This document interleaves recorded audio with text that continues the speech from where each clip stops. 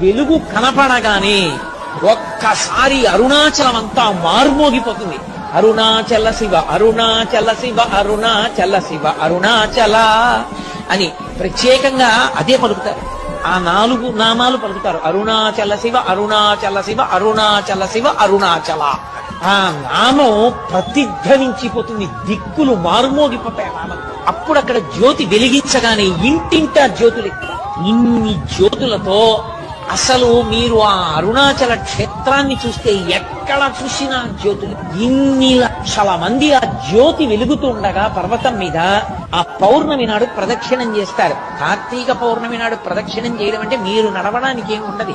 మీరు అంగుళం ఖాళీ వస్తే కాలు కదుపుతూ వెడుతూ ఉండడమే అంతే. అలా తిరుగుతారు. అసలు అది జనం ఇలా ఇలా నడుస్తూ ఆ గిరి చుట్టూ తిరిగే స్థితిని చూడడం చాలు, అంత అద్భుతంగా ఉంటుంది. కొండంతా జనంతో నిండిపోతుంది. అంత పెద్ద